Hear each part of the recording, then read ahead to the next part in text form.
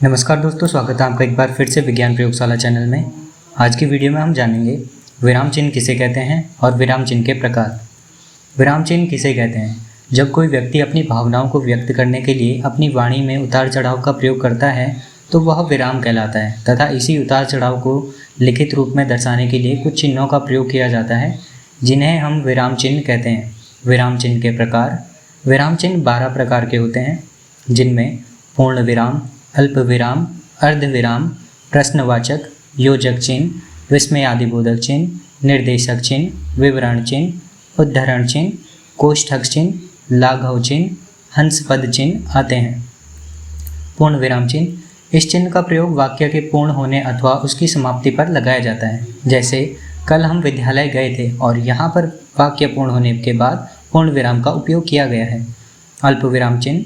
जब किसी वाक्य में 2 या 2 से अधिक बातों का प्रयोग होता है तो किसी एक बात या किसी एक शब्द के बाद अल्प विराम का प्रयोग किया जाता है ताकि हम दोनों बातों को अलग अलग समझ पाएँ। जैसे जब आप घर गए, अल्प विराम, आपने वहाँ क्या देखा।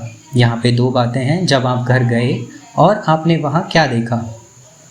अर्ध विराम चिन्ह। जब किसी 2 वाक्यों के बीच में संबंध हो तो उस संबंध को दर्शाने के लिए अर्ध विराम चिन्ह का प्रयोग किया जाता है। जैसे मैं कल आपके घर गया, वहाँ कोई नहीं था। प्रश्नवाचक चिन्ह।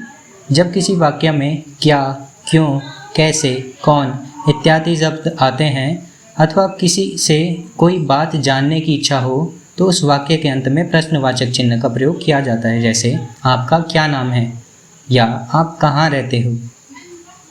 योजक चिन्ह। जब किसी वाक्य में कोई समानार्थी शब्द तथा विपरीतार्थक शब्द के युग्मों के बीच और द्वंद्व समास, तत्पुरुष समास में प्रयोग किया जाता है। जैसे धीरे धीरे, तेज तेज, राम राम। विस्मयादिबोधक चिन्ह। जब कोई मनुष्य अपनी भावनाओं जैसे खुशी, दुख, घृणा, आश्चर्य इत्यादि को व्यक्त करने वाले शब्दों का प्रयोग करता है तो उसके बाद विस्मयादिबोधक चिन्ह का प्रयोग किया जाता है। जैसे अरे ये तुम हो। आश्चर्य का भाव, ओह बड़ा दुख हुआ ये सुनकर। इसमें शोक या दुख का भाव है।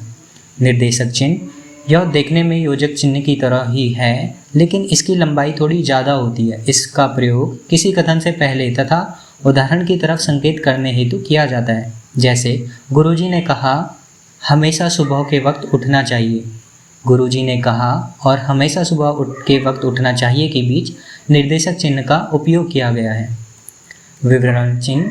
जब किसी बात का उदाहरण अथवा किसी सवाल का जवाब अगली पंक्ति में देना हो तो वहाँ विवरण चिन्ह का प्रयोग किया जाता है। जैसे वह 2 भाई हैं, राम और श्याम। उद्धरण चिन्ह। जब किसी वाक्य में किसी व्यक्ति के कथन के मूल रूप व्यक्त किया जाता है तो उसे उद्धरण चिन्ह द्वारा प्रदर्शित किया जाता है। जैसे तुम मुझे खून दो, मैं तुम्हें आज़ादी दूंगा। ये कथन नेताजी सुभाष चंद्र बोस ने कहा था और इस कथन को हम उद्धरण चिन्ह के अंदर लिखते हैं। कोष्ठक चिन्ह। किसी व्यक्ति का अथवा वाक्य में प्रयुक्त किसी कठिन शब्द का अर्थ या भाव व्यक्त करने हेतु कोष्ठक चिन्ह का प्रयोग किया जाता है। मोहन क्रोध में कहता है तुम यहाँ से चले जाओ, तो क्रोध का भाव कोष्ठक के अंदर लिखा गया है। लाघव चिन्ह। किसी शब्द को संक्षिप्त करने के लिए इस लाघव चिन्ह का प्रयोग किया जाता है। जैसे डॉक्टर को संक्षिप्त में डा और लाघव चिन्ह का उपयोग किया जाता है। राजकीय इंटर कॉलेज, तो लाघव चिन्ह का उपयोग इसको संक्षिप्त करने के लिए रा, ई, का और प्रत्येक रा के बाद लाघव, ई के बाद लाघव और का के बाद लाघव चिन्ह का उपयोग किया गया है। किसी भी नाम या शब्द को संक्षिप्त करने पर लाघव चिन्ह का प्रयोग किया जाता है। हंसपद चिन्ह। जब किसी वाक्य को लिखते समय कोई शब्द छूट जाता है तो उस शब्द को उसी जगह प्रदर्शित करने के लिए यह चिन्ह लगाकर उस शब्द को चिन्ह के ऊपर लिखा जाता है। जैसे उदाहरण में आप कब आए। तो आज की वीडियो में बस इतना ही। आशा करता हूँ आपको वीडियो पसंद आई होगी। आपको वीडियो पसंद आई हो तो आप लाइक कीजिए और हमारे चैनल को अभी तक सब्सक्राइब नहीं किया है तो आप सब्सक्राइब कर लीजिए। और यही लेक्चर आप एक PDF की फॉर्म में चाहते हैं तो डिस्क्रिप्शन में दी गई लिंक पर जाकर आप डाउनलोड कर सकते हैं।